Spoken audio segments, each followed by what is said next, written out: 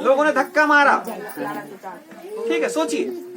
और आज सैकड़ों करोड़ों रुपए रोज आ रहा है वहाँ, ठीक।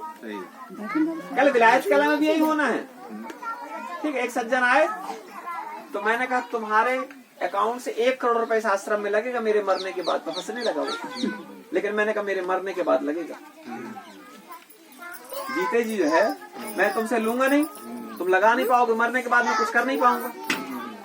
भाई मेरे मरने के बाद भाई तुम तो जो होगा यहाँ उससे मिलोगे कि भैया मेरे पास 1 करोड़ रुपया आश्रम में लगाने को रखा ही है वो। तो हंसने लगा वो।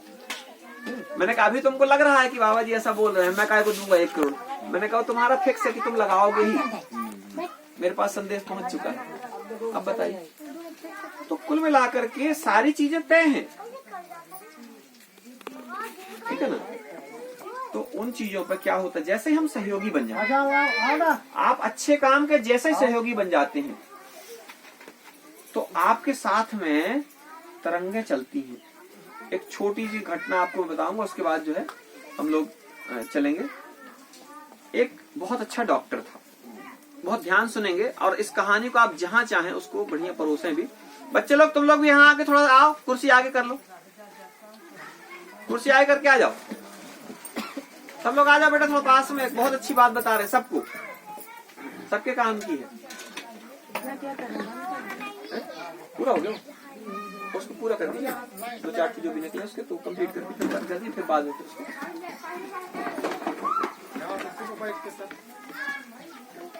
चलिए बोले भारत माता की जय, हमारे प्यारे बच्चों की जय, भद्रकाली माता की जय, धरती माता की जय। और एक बार आप सभी की पुनः पवित्र आत्माओं की जय हो।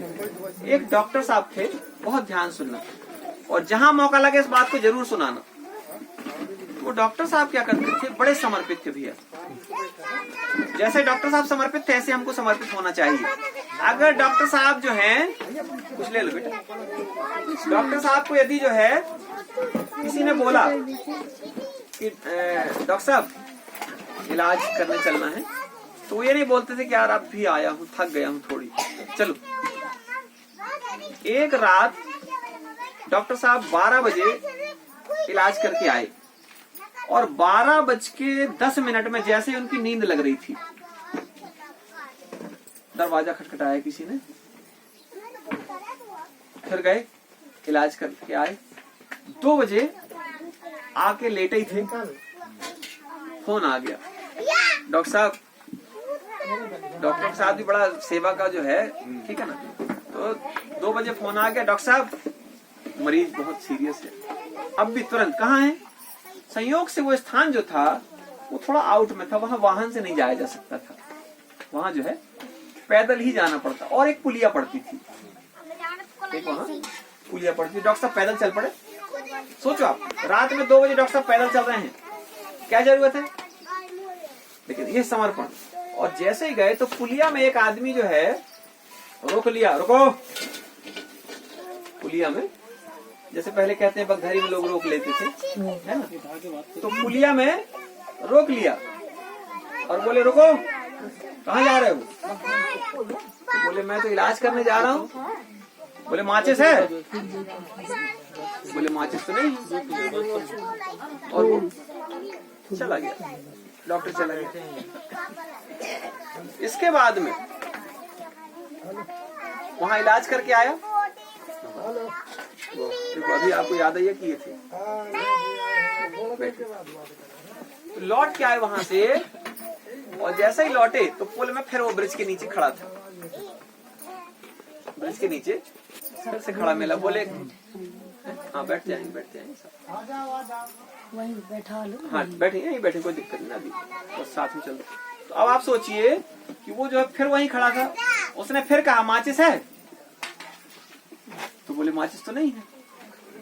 और फिर डॉक्टर साहब आगे आ गए। अब क्या हुआ, बैठो माता जी आ जाओ।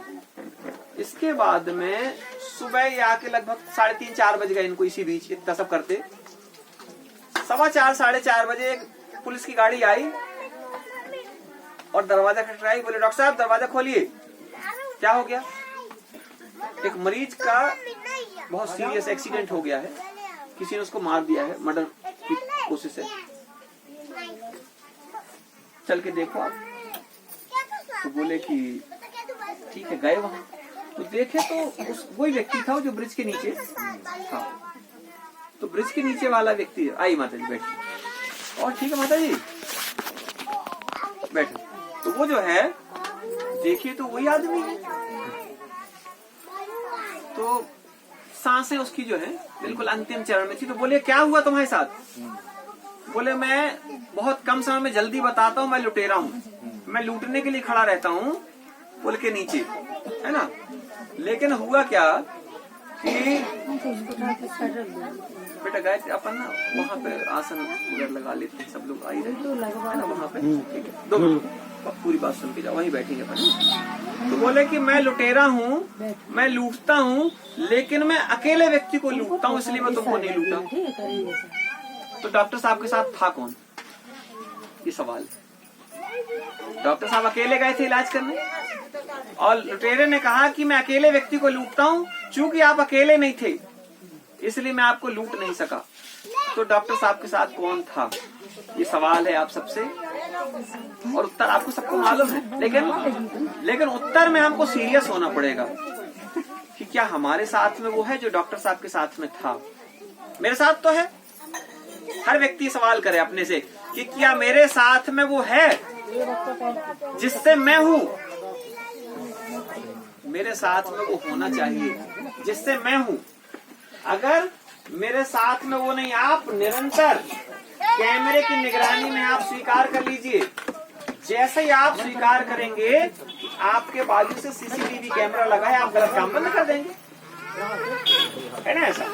तो आप मान लो कि आपके बाजू से सीसीटीवी कैमरा लगा हुआ है, वो आपको भले ना दिखे। एक बड़ी अच्छी बात हम कल ठाकुर साहब से कर रहे थे। हमने कहा जैसे लोग कहते हैं कि बाबा जी बड़ा बता थी, पूजा उजा करे करा थोड़ी, ठीक है। अब जैसे हम अभी राम राम कराएं, तो जब से आए तब से राम ही राम करा सकते थे, लेकिन राम के मर्म को कैसे समझेंगे भाई। आज राम निर्माण करना है ना भाई। जब से आप आए हैं तो मैं 2 घंटे राम कीर्तन करा के जाके अपने काम में भी लग जाता, आप करते रहते राम राम, ठीक। राम राम करना गलत नहीं है, राम के आचरण को फॉलो कराना, राम के आचरण को स्वीकार कराना, राम के आचरण में रसगुल्ले को डुबो देना। सूखा रसगुल्ला किस काम का भाई, वो तो रसगुल्ला ही नहीं है। जो रस में न डूबे वो काहे का रसगुल्ला, वो तो सिर्फ है गोला। क्यों प्रज्ञा, है ना अनु, क्या है अब ये बन रहा है मान लो आलू बंडा, अब इसमें ऊपर से ना लपेटा जाए यदि है तो आलू है, काय का बंडा। कहेंगे बाबा जी आप तो जो है धोखा दे रहे हो, आलू बंडा क्या क्या, अब हम इसको बांटे। बोले क्या है, बोले आलू बंडा। कहे बाबा जी बताओ कैसे हो आप, कहाँ है आलू बंडा, ये तो आलू भर। अब थोड़ी सा उसमें चिपका दिया गया तो आलू बंडा हो गया।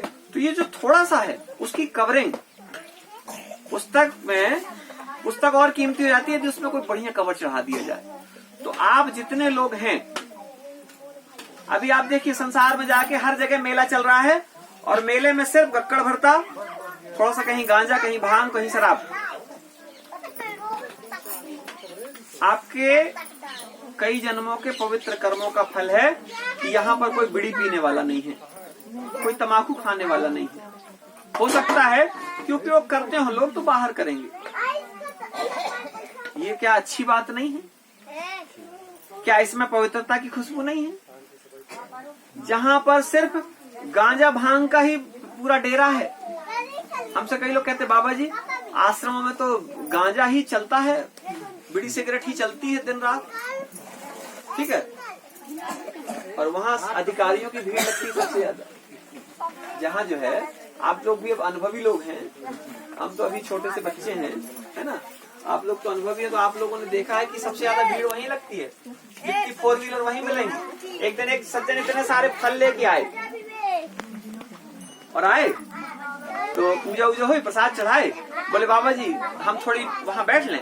हमने कहा हम भी चलते हैं। बोले आप यहीं रुकिए ना।